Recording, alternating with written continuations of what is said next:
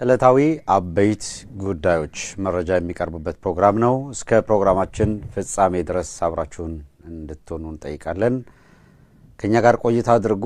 እስከ ፍጻሜው ከኛ ጋር ስትቆዩ በርዕሰ ጉዳዩ የምትመለከቱትን የኢትዮ 360 እጅ የገባው የብሔራዊ ደህንነት ልዩ መረጃና የአርበኛ መከታው ማሞ መስመር አሸናፊነት በሚል ርዕሰ ጉዳይ ውይይት እናደርጋለን። አድማጭ ተመልካቾቻችን የነ አርበኛ መከታው ማሞ መስመር አሸናፊነት በሚለው ርዕሰ ጉዳይ ላይ ለዛሬ በጣም ጥብቅና የተለየ መልእክት ያስተላለፉ አርበኞችን ይዘንላችሁ እንቀርባለን። ወሳኝ መልእክቶቻቸውን ታደምጣላችሁ። በተለይ በውጩ ዓለም ሆነው የሸዋን ጉዳይ አሳሪው ቋጣሪው ፈቺው እኛንን ብለው እርስ በርስ ደም ለማቃባት ሲሰሩ የነበሩ አካላትን እጃችሁን ሰብስቡ፣ እዛ ሆናችሁ ስታደርጉ የቆያችሁት ነገር ለሸዋ ሕዝብ የሚጠቅመው አይደለም ብለዋል። የአማራ ፋኖ በሸዋ ከፍተኛ አመራሮች ያደረጉትን ንግግር በዚሁ እናስደምጣችኋለን፣ ትሰሙታላችሁ። ብሔራዊ መረጃና ደህንነት የቀጠና ጉዳዮችን በተመለከተ ኤርትራ አሁን ያለችበት ቁመናና ሊያጋጥም ስለሚችለው ሁናቴ፣ የሱዳን አሰላለፍ፣ የግብፅና ሌሎቹም በቀጠናው ያሉ አሰላለፎችን በተመለከተ መረጃ ካሰባሰቡ በኋላ የአብይ አህመድ ብሔራዊ መረጃና ደህንነት ተቋም በመረጃዎቹ ላይ ተመስርቶ የሁኔታ ትንታኔ በመስራት ለቀጣይ ጦርነት ራሱን እያዘጋጀ ስለመሆኑ ከዚህ ቀደም ደጋግመን ስንነግራችሁ ቆይተናል። እንግዲህ ዋነኛ ስራችን ከዚያ በኋላ የሚሆነው እንደምታውቁት አገዛዙ በየፈርጁ እየሄደበት ያለውን መንገድ በሚገባ ማጥናት፣ ኤጀንቶቹን ማን ናቸው፣ ምንድነው ቀጥሎ ማድረግ የፈለገው፣ ያ አገዛዙ የሚወስደው እርምጃ ምን ይዞ ይመጣል፣ ምን ያስከትላል የሚለውን በዚህ በሚዲያ መዋቅር ላይ እስካለን ድረስ እግር በእግር የምንከታተለው እሱ ነው።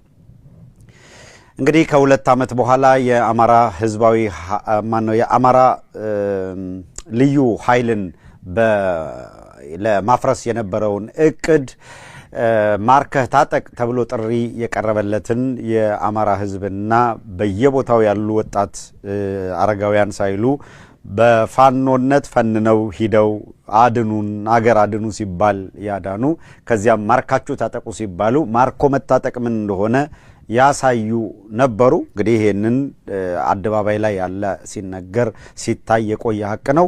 ራሱ አብይ አህመድም ብርሃኑ ጁላም በየደረጃው አሉ የሚባሉ ወታደራዊ መኮንኖችም ምስክርነት ሲሰጡ አድመጣቸዋል። ይህም በተመለከተ ኋላ ላይ ግን የፋኖን መዋቅር ለመበታተን ከመካከላቸው በልዩ ሁኔታ ቀስ ብለው መልምለው የሽልማት ፕሮግራም አዘጋጅተው ለመበታተን አቅደው ነበረ። ባህር ዳር ላይ የሚታቀድ 4 ኪሎ የሚታቀድ ከኛ ግን አላመለጠም ነበር። ስለዚህ ባህር ዳር የሚያቀዱት የባዕዴን ሰዎች ከኦህዴድ ጋር ባህር ዳር ተሻግረን ኮንፊውዝ አድርገን ኮንቪንስ አድርገን እያለ ሲቀበጣጥር ሽመልስ አብዲሳ በሚስጥር ያወራውን መረጃ አውጥተን ለህዝብ ይፋ በማድረግ እያንዳንዷን በአዲስ አበባም በሌላው ምንድን ነበር እቅዳቸው፣ ዝግጅታቸው የሚለውን በማጋለጥ ይህንን ሚዲያ መታቁት በዛ ነው። እንደሚታወቀው በብዙ መልኩ ተሰርቷል፣ በብዙ መልኩ ተለፍቶበታል፣ በብዙ መልኩ ተደክሞበታልና ከብዙ ድካም ከብዙ ጣውረድ በኋላ እጃቸው ላይ ያለው ሰነድና እንቅስቃሴያቸውን የሚያሳይ መረጃ በሙሉ ወጥቶ ለህዝብ ተጋለጠ። ታስታውሳላችሁ፣ አብይ አህመድ በውጭ ያሉትን እግዚአብሔር ይላቸው እነሱ ናቸው፣ በፕሮፓጋንዳ ነው ልዩ ኃይሉ የተበተነው፣ የፋኖ መዋቅር ከእጃችን የወጣው እያለ ሲለፈልፍ ነበረ። እንዳለውም አንዲትም ነገር ማድረግ አልቻለም። ከዚያ በኋላ እንደምታስታውሱት ኢንተርፖል አዘናል ምናምን የሚል ጫውታ ውስጥ ገባ። የዩቲዩብ ቻናል በማዘጋት የሚችለውን ነገር ጥረት አደረገ። በምንም መልኩ አድርጎ ባለፉት 2 ዓመታት ያደረግነውን ትግል ማስቆም አልተቻለውም። ይልቁንም ቀጠልንበት። እያንዳንዱን እንቅስቃሴና ዱካውን ተከታትለን በትግራይ አውዳሚ ጦርነት ለማድረግ ዝግጅት ማድረጉን አጋለጥን። ህወሓት ያደርግ የነበረውን ዝግጅት አጋለጥን። ጦርነቱን እግር በእግር ተከታትለን እያንዳንዱ በጦርነት የተሳተፉ አካላት እነማን ናቸው፣ እየደረሰ ያለው ጉዳት ምንድነው የሚለውን ዓለም አቀፉ ማህበረሰብም የሀገር ውስጥም ህዝብ እንዲያውቀው የምንችለውን ጥረት ሁሉ አደረግን። አሁንም የአብይ አህመድ አገዛዝ እና ኦህዴድ ያው ጦረኛ ፖሊሲያቸውን መነሻ አድርገው የኩሽ ኢምፓየር የሚለው ንቅናቄያቸው አንታይ ሴሜቲክ ሴማውያኑን ማጥፋት አለብን የሚለው እንቅስቃሴያቸው በተለይም አማራ፣ ትግሬ እና የኤርትራን ህዝብ እንደ ህዝብ ማለት ነው የፖለቲካ ኃይሎቹን አይደለም ይያልኩ ያለሁት ከፖለቲካ ኃይሎቹ ጋር በተለያየ መልኩ ቅራኔ ይኖራል አለመግባባት ሊኖር ይችላል ያለ አጀንዳ ልዩነት ሊኖር ይችላል whatever እንደ ህዝብ ግን ህዝቡን ታርጌት የማድረግ እንቅስቃሴዎች እየተሄዱ ይታወቃል በነገራችን ላይ አንታይ ሴሜቲክ እንቅስቃሴው ሴማውያን የሆኑትን ሁሉ በመጨፍለቅ ላይ የተመሰረተ ነው እንግዲህ ሐረር እንደምታውቁት በምክክር ኮሚሽን በኩል ተጨፍልቆ ይጠፋል ባለው የሴሜቲክ የሆነውን ክፍል የማጥፋት ዘመቻው አንድ አካል ነው በጉራጌን ህዝብ ላይ ያነጣጠረ አደጋ በተደጋጋሚ ይደረጋል ይሄ አንታይ ሴሜቲክ ሙቭመንቱ አንድ አካል ነው እዚሁ ሆነው ለጉራጌ ህዝብ ሉና እንታገላለን ሲሉ የነበሩ አካላት አሁን የኩሽ ኢምፓየር አጋዥ ሲሆኑ ደግሞ ስለ ጉራጌ ህዝብ ደንታ የሌላቸው ሆነው ደግሞ ብቅ ሲሉ ተመልክተናል በፕሪንሲፕል ቆመናል እስከ ፍጻሜው ድረስ ይሄንን ስርዓት ያጋለጥን ነው የምንቀጥለው እንደተለመደው የብሔራዊ መረጃና ደህንነትም ይሄ የአገር ውስጥ ደህንነት የሚባለው የአገር ውስጥ እንቅስቃሴዎችን ስለላ መዋቅሩ ይሰልላል ከዛም ለመረጃ ትንታኔ ክፍሉ ይልካል ያ ይተነተናል የብሔራዊ መረጃና ደህንነት ዘርፍ ላይ የአገራትን የሚከታተሉ አሉ እነሱ የሚያመጡት መረጃ አለ ከዚያ በኋላ ይሄ ናሽናል ካውንስል የሚባለው ብሔራዊ የጸጥታና ደህንነት ብሔራዊ ምክር ቤት የሚሉት አለ ራሱ አብይ አህመድ በሊቀመንበርነት የሚመራው የጸጥታ ኃይሎች በሙሉ የሚሳተፉበት ኃይል አለ እንደምታውቁት ይሄ ስብስብ እንዲገመግመው የተደረገ መረጃ ነበረ በቀጠናው ማንነቱ ጋር ቆሟል ቀጣዩ ሁኔታ ምን ይመጣል የሚለው እንደወረደ መረጃዎቻቸው አለ እሱን እናቀርብላችኋለን ሌሎች በዚህ ለት የሚነሱ አበይት የምንላቸውን ጉዳዮች እንደ መረጃ ሰተናችሁ እናልፋለን አድማጭ ተመልካቾቻችን አሁን በዚህ ቻናል የገባችሁበትን ቻናል ሰብስክራይብ ያላደረጋችሁ ሰብስክራይብ አድርጉት ሼር ያላደረጋችሁ ሼር አድርጉትና ሊንኩን በፌስቡክ ገጾቻችሁ በዩቲዩብ እና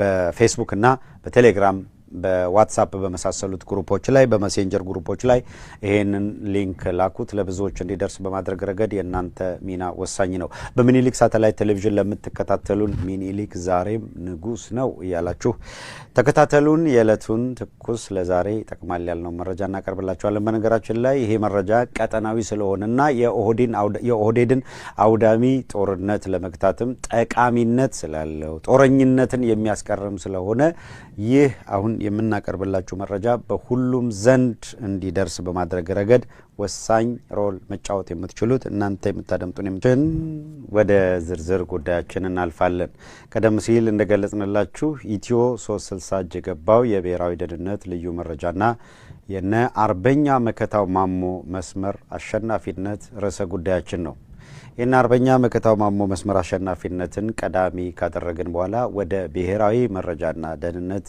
ልዩ መረጃ ከዛ ተቋም የተገኘውን ልዩ መረጃ በተመለከተ የምናነሳላችሁ ይኖራል እስከ ፍጻሜው ድረስ ተከታተሉን በዚሁ አጋጣሚ በመጪው ክረምት ጋር በተያያዘ በጣም አደገኛ ሁኔታ ለመፍጠር አገዛዙ እንቅስቃሴ ያደረገ ጭምር ነው እሱንም በስተመጨረሻ በየትኛው ቀጠና በተለየ ሁኔታ ታርጌት ለማድረግ ሞክረዋል የሚለው እናነሳላችኋለን ለማንኛውም ግን በልዩ ሁኔታ ሙሉ በሙሉ የዘንድሮ ክረምት ከመግባቱ በፊት የፋኖ ኃይሎች አሉ የሚባሉበት ቦታ በጠነ ሰፊ የሆነ የድሮን ጥቃት ለመሰንዘር የሚያስችል የድሮን ቅኝት እየተካሄደ ነው ያለ አሁን ባሁኑ ሁኔታ ድሮኖች ጥቃት እየሰነዘሩ አይደለም ነገር ግን ከፍተኛ በሆነ ሁኔታ ብዙ ድሮኖች ስምሪት ወስደው ጥናት እንዲያደርጉ እየተደረገ ነው በየት ቦታ ቀጥሎ የሚቀርበው በእስር ቤት ስለ አማራ ህዝብ እና ስለ እውነት መከራ እየተቀበለች ያለችው የመስከረም አበራ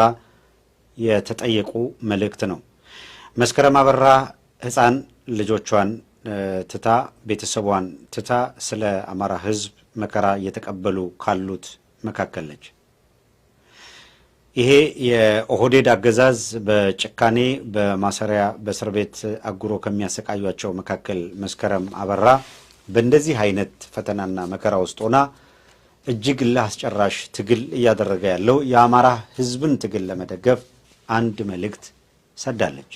በመልእክቷም ደግሞ እስኪ ተጠየቁ የሚል ጽሑፍ መጣጥፍን ያደረሰችን።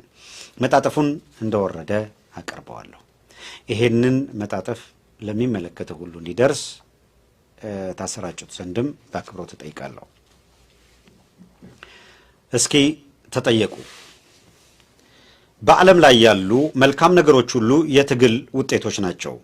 እኩልነት፣ ነጻነት፣ ሰብአዊ ክብር፣ ቅኝ ግዛት ሰንሰለት መፈታት፣ ከዘር መድሎ መዋጀት፣ በወደዱት በፈቀዱት መተዳደር ሁሉ የትግል ትሩፋቶች ናቸው። የአማራ ህዝብ ዛሬ እያደረገ ያለው የትግል ትሩፋት የሆኑ መልካም ነገሮች ሁሉ ለማግኘት የሚያስፈልገውን መራር ትግል ነው። መራራው የጥላቻ ፖለቲካ ለበቆች ሁሉ ሲገረፍ ማንም ችግሩን ያልተረዳለት የአማራ ህዝብ በስተመጨረሻው የራሱን ትግል ለመታገል ቆርጦ ተነስቷል።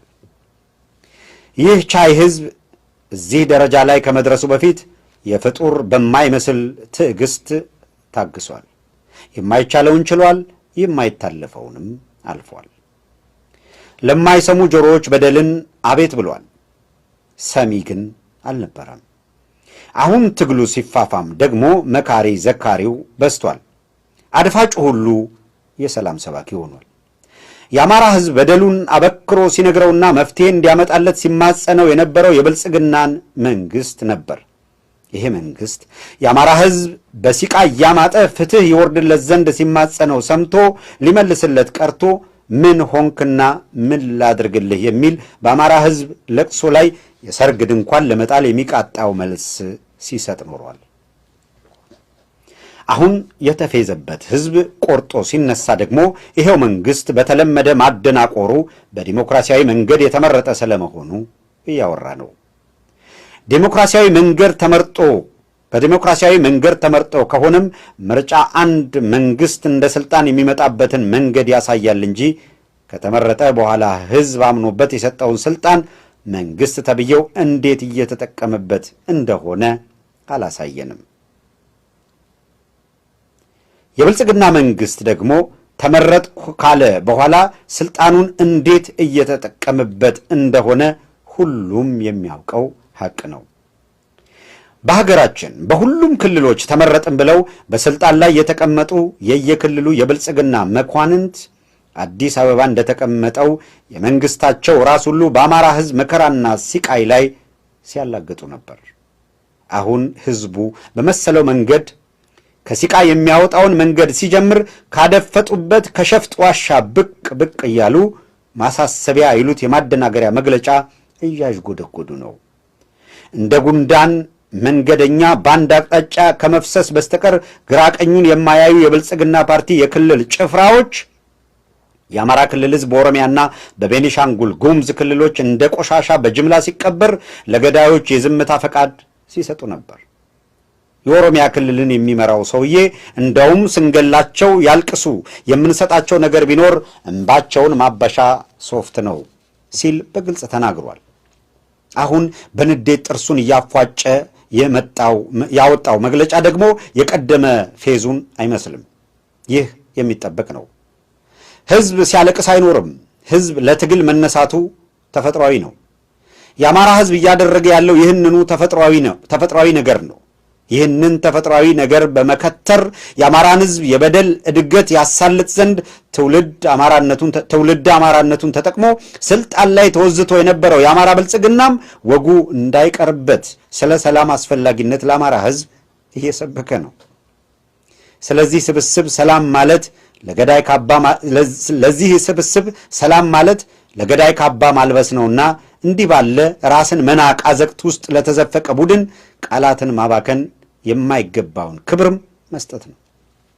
በአጠቃላይ የብልጽግና መንግስት የአማራ ህዝብ ለሶስት አስርት ዓመታት የደረሰበትን ዘር ተኮር ጭፍጨፋ በዝምታ ሲያሳልጥ ወይም በቀጥታ ሲደግፍ የኖረ በመሆኑ የዘር ማጥፋት ወንጀለኛ መሆኑን ታሪክ በማይለቅ ቀለሙ የጻፈው ሐቅ እንደሆነ ሊታወቅ ይገባል። በታሪክ ገጽ በደም የተጻፈውን ይህንን የብልጽግናን መንግስት ወንጀል በአስቸኳይ ጊዜ አዋጅ የከባድ መሳሪያ ተኩስ መፋቅም የማይሞከር ነው። የብልጽግናን መንግስት የዘር ማጥፋት ወንጀል አብረው ሲያሳልጡ የነበሩት ኢዜማ የተባለው ፓርቲ መኳንንትም የአማራ ህዝብ በየደቂቃው በጥይት አረር ሲያልቅ በአማራ ህዝብ ላይ የደረሰ በደል የለም ሲሉ ኖረዋል። ዛሬ ስልጣን ላይ ያሰፈራቸውን ወንጀለኛ መንግስት በአማራ ህዝብ ቁጣ መዳረሻው ሲጠፋው በአንድ ሳምንት 2 መግለጫም አውጥተዋል። 3 ዓመታት ሙሉ በአማራ ህዝብ ላይ በደረሰ ወንጀል ሲያፌዝ የነበረው ይህ ፓርቲ በተለመደው ሀፍረተ ቢስነቱ ዛሬ ላይ የአማራ ህዝብ የተለየ ማንነት ተኮር በደል በመድረሱ ይህ ህዝብ ተማሮ ጠመንጃ እንዳነሳ መተንተን ጀምሯል። ይህ አባባል 3 ዓመታት ሙሉ አማራው በተለየ መንገድ አልተበደለም ሲሉ ከኖሩት ቅጥፈት ጋር የሚጋጭ ብቻ ሳይሆን እነሱንም አሳዳሪያቸው የብልጽግና መንግስት የዘር ማጥፋት ወንጀለኝነት ተርታ የሚያሰልፍ የራስ ምስክርነት ነው። በጣም የሚገርመው ደግሞ ይህ ፓርቲ በመግለጫው መንግስት የአማራን ህዝብ ጥያቄ ባለመመለሱ እየከሰሰ የዚሁ ፓርቲ መሪ የመንግስት ሚኒስትሮች ምክር ቤት አባል ሆኖ የአማራ ህዝብ በከባድ መሳሪያ የሚያልቅበትን የአስቸኳይ ጊዜ አዋጅ አውጆ ደም መፍሰሱን እያሳለጠ መገኘቱ ነው። ማምታታት ጊዜው አልፏል። ገዳይም አዳኝም ወዳጅም ጠላትም መሆን አይቻልም። የህዝብ ልቦና ሁሉን ያውቃል። ታሪክ ሁሉንም ይመዘግባል። የታሪክ ፍርድ በሁሉም ሰው ፊት ነው። ሁሉም እንደየሥራው በታሪክ ፊት ይቆማል። በዚህ ሁሉ ውስጥ ጊዜው የደረሰው የአማራ እውነት ድል የሚያደርግበት ቅንጣት ጥርጣሬ የለኝም። ከልጆቼ ተለይቼ በተከረቸምኩበት እስር ቤት የምጽናናበት ትልቁ ጉልበቴ ይህ ነው። በጥላቻ ተደፍኖ በጠመንጃ ታፍኖ የኖረው የአማራ ህዝብ እውነት ጊዜው ደርሶ ከተቀበረበት ወጥቶ በድል ጎዳና ላይ እየተራመደ ነው። ከዚህ በላይ የሚያስደስተኝ ነገር የለም። በተረፈ የአማራን ህዝብ እውነት በጭካኔ ሲያዳፍን የኖረው ሁሉ ዛሬ ለአማራ ህዝብ ስለ ሀገር ጠቀሜታ፣ ስለ ሰላም አስፈላጊነት ሊሰብክ ሲመጣ ሳልወድ ሳቅ ይሞክረኛል። እነዚህ የአዞምባ እምቢዎች ለአማራ ህዝብ ስለ ሀገር አስፈላጊነት፣ ስለ ሰላም በጎነት ሲመክሩ ቄሰ ገበዝ የሚገዝት የቆሎ ተማሪ ይመስሉኛል። ዛሬ የአማራ ህዝብ ወደ ነጻነቱ ወደ ሰብአዊ ክብሩ የሚያደርሰውን የትግል መንገድ በቆራጥነት ሲይዝ ፍርሃት የሚያስለፈልፈው ሁሉ ለአማራ ህዝብ አስቦ እንዳልሆነ የሚታወቅ ነው። ለአማራ ህዝብ ያሰበ ይህ ህዝብ በሞት ጥላ ስር በሚሄድባቸው በነዛ ክፉ ቀናት ከጎኑ ይቆም ነበር። ይህን ከፍታ የረገጠ ብቻ ስለ አማራ ህዝብ ትግል አስተያየት መስጠት ይችላል።